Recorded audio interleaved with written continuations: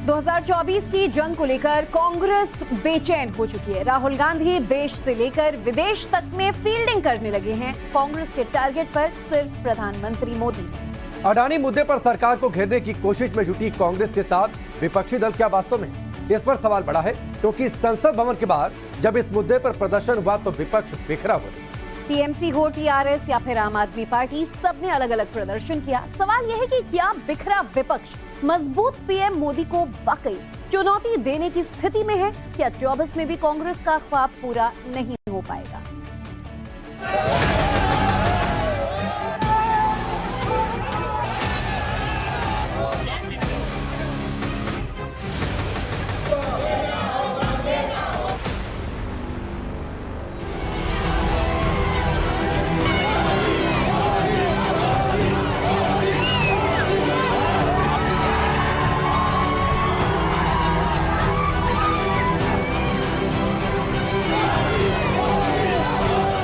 The idea of mobilization, just the idea of moving around, these are all getting constrained.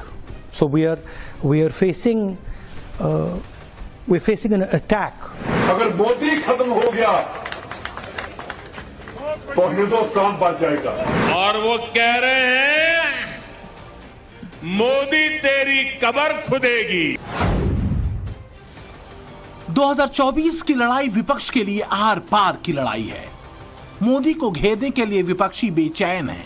हाल में त्रिपुरा, नागालैंड, मेघालय से चली पूरबिया हवा ने खासकर कांग्रेस के पोर पोर की पीड़ा और बढ़ा दी है। कोई कहता है मोदी को घेरना है तो विपक्षी पार्टियों को एकजुट होना पड़ेगा। कोई चीखता है महागठबंधन बनाना ही पड़ेगा, तो कोई कांग्रेसी कहता है लोकतंत्र को बचाना है तो कांग्रेस को आगे आना पड़ेगा। कुल मिलाकर मामला 9 मन तेल का है, तभी सत्ता मिलेगी। लेकिन विपक्षी एकता की गला फाड़ सुर की सच्चाई है क्या? देखिए। संसद की कार्यवाही से पहले राज्यसभा में विपक्ष के नेता मल्लिकार्जुन खड़गे के ऑफिस में 16 विपक्षी पार्टियां इकट्ठा हुई। अडानी मुद्दे पर एकजुटता से सरकार को घेरे की रणनीति बनी, लेकिन संसद शुरू होते ही एकजुटता अलग अलग तस्वीरों में बिखर गई। आधे घंटे के अंतराल में 3 प्रदर्शन हुए, वो भी अलग अलग।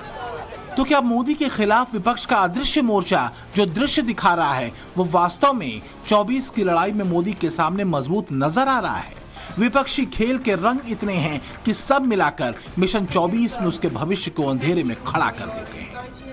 और रही सही कसर पूरी कर देता है कांग्रेस और विपक्ष का विरोधाभास, खासकर तब जब कथित तौर पर लोकतंत्र को बचाने के लिए छाती पीट रहे कांग्रेसी मोदी की कब्र खोदने और मोदी को खत्म कर देने के लिए बेसब्र होते दिखते हैं।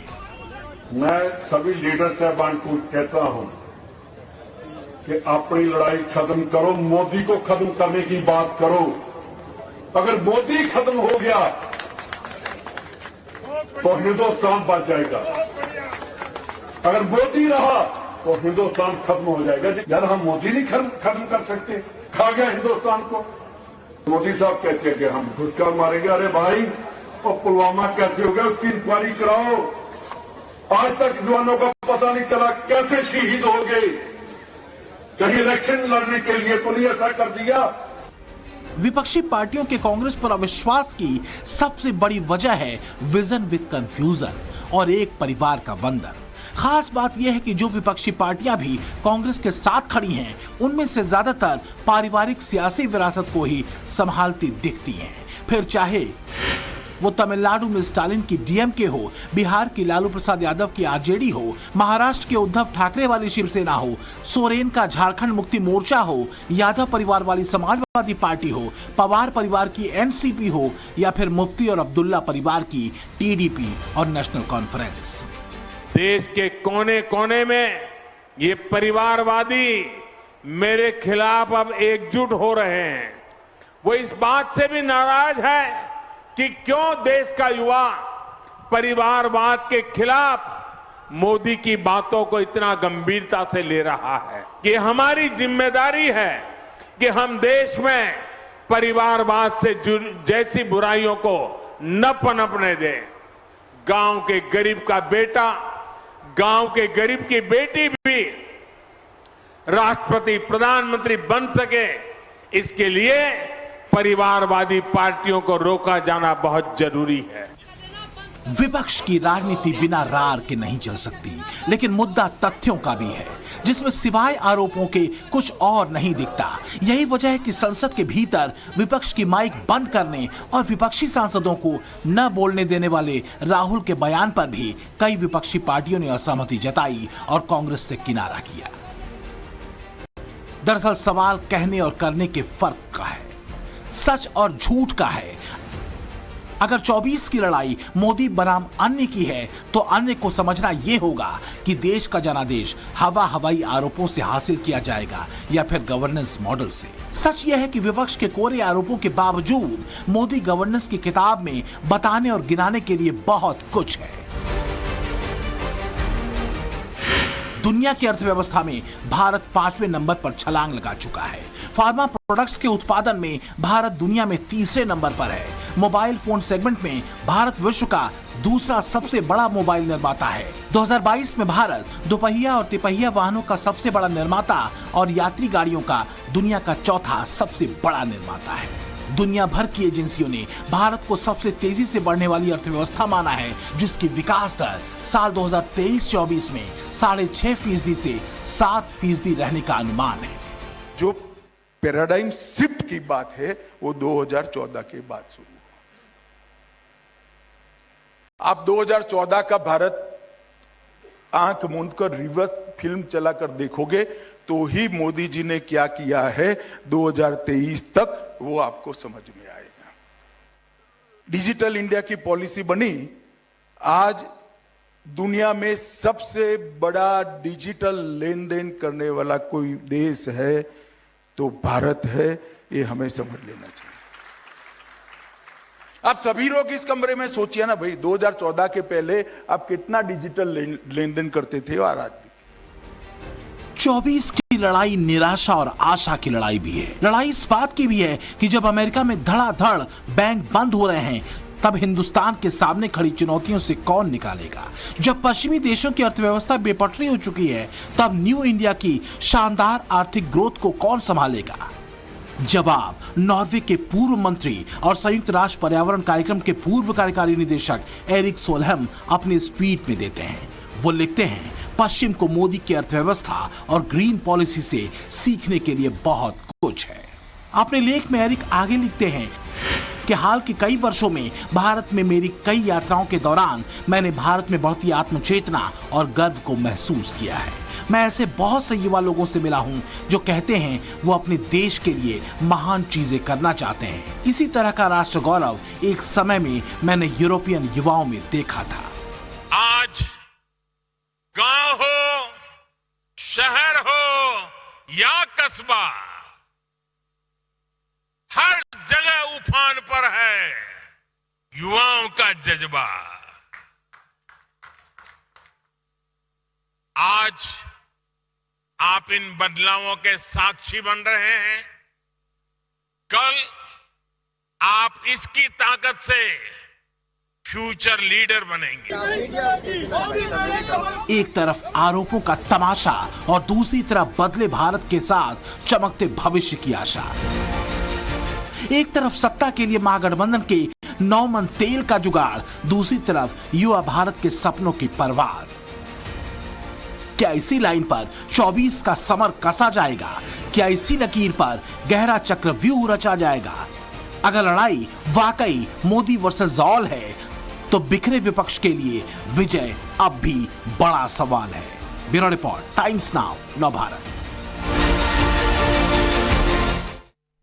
हरियाणा में राष्ट्रीय स्वयंसेवक संघ की राष्ट्रीय प्रतिनिधि सभा की 3 दिन की बैठक खत्म हो चुकी है। इस बैठक में संघ ने हिंदुस्तान के अगले 25 सालों की रणनीति पर चर्चा की। इसी दौरान हिंदू राष्ट्र पर सवाल किया गया तो जवाब मिला, हिंदुस्तान हिंदू राष्ट्र कभी कब नहीं था। संघ का ये जवाब उन मौलानाओं के लिए है जो इन दिनों कहते सुनाई दे रहे हैं कि हिंदुस्तान का मुसलमान अगर मुस्लिम राष्ट्र की मांग करने लगे तो क्या होगा। देखिए,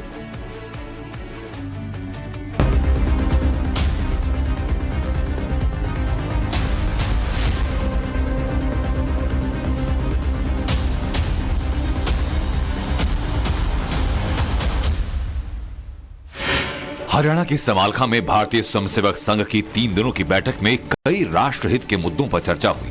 2024 के चुनाव से लेकर संघ के विस्तार की कई रणनीतियां बनाई गईं, लेकिन सबसे ज्यादा ध्यान किसी बात ने खींचा तो संविधान और संस्कृति के आधार पर हिंदू राष्ट्र की अवधारणा को स्पष्ट करने का प्रयास, जिसे संघ के सरकारवाह दत्तात्रेय होसबोले ने एक सवाल के जवाब में साफ कर दिया। हिंदू राष्ट्र के बारे में संघ ने बहुत पहले कहा है, एक कल्चरल कॉन्सेप्ट है, ये थियोक्रेटिकल नहीं है।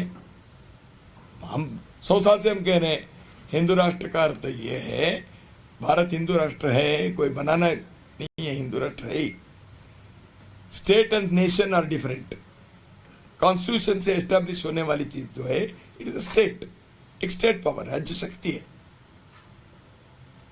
Nation is a cultural concept. तुष्टीकरण की सियासत करने वाली पार्टियां अपने वोट बैंक को बचाने के लिए समय समय पर हिंदू राष्ट्र के विरोध का स्वर उठाती रही हैं। उन्हीं को आज हरियाणा के पानीपत से संघ ने सीधा संदेश दिया कि हिंदुस्तान का मतलब ही हिंदू राष्ट्र है। ये पहचान पहले से है, अब भी है और आगे भी रहेगी।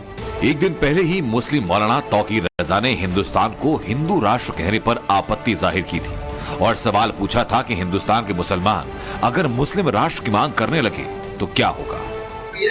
वो हिंदू राष्ट्र की मांग करने वक्त वालों पर कार्रवाई होनी चाहिए, देश द्रोह का मुकदमा चलाया जाना चाहिए। वरना हमें अंदेशा इस बात का है कि कल ऐसा ना हो किसी हिंदू राष्ट्र वाले कितनी नफरतें बढ़ा दे, इतनी परेशानियां बढ़ा दे, अफरा तफरी का माहौल बने और हमारे नौजवान कल खड़े हो जाए और जो वो ऐलान करे कि हमें मुस्लिम राष्ट्र। तौकीर रजा ही नहीं, सेक्युलर सियासत करने वाली तमाम पार्टियां वोट बैंक बिखरने के डर से हिंदू राष्ट्र के विरोध का हल्ला मचाती हैं। लेकिन संघ स्पष्ट तौर पर कहता है कि हिंदुस्तान की सनातन संस्कृति हजारों साल पुरानी है और संघ इसके विस्तार में पिछले 100 सालों से अपनी भूमिका निभाता आ रहा है। अगले साल संघ का शताब्दी वर्ष है। ऐसे महत्वपूर्ण अवसर को लेकर संघ ने अपने संकल्प पत्र में कहा, जहां अनेक देश भारत की ओर सम्मान और सद्भाव रखते हैं, वहीं भारत के इस बढ़ते प्रभाव को विश्व की कुछ शक्तियां स्वीकार नहीं कर पा रही। हिंदुत्व के विचार का विरोध करने वाली देश के भीतर और बाहर की अनेक शक्तियां समाज में अविश्वास और अराजकता पैदा करने के लिए नए षड्यंत्र रच रही हैं। हमें इन सब के प्रति जागरूक रहते हुए उनके मंसूबों को विफल करना होगा। संघ के सर कार्यवाह दत्तात्रेय होसबोले ने जिस तरीके से भारत के हिंदू राष्ट्र होने की बात दोहराई, उससे बिल्कुल साफ है कि 2024 के लोकसभा चुनाव की दृष्टि से ये बयान बेहद महत्वपूर्ण है। विकास के साथ साथ हिंदू वोट बैंक को एकजुट करना संघ की प्राथमिकता है। इसके साथ ही जाति के आधार पर विपक्ष जिस तरीके से वोट बैंक को बांटना चाहता है, उसकी काट भी इसी बयान में छिपी हुई है। हरियाणा की बैठक में संघ की ओर से दावा किया गया, संघ की शाखाओं का देश भर में विस्तार हुआ।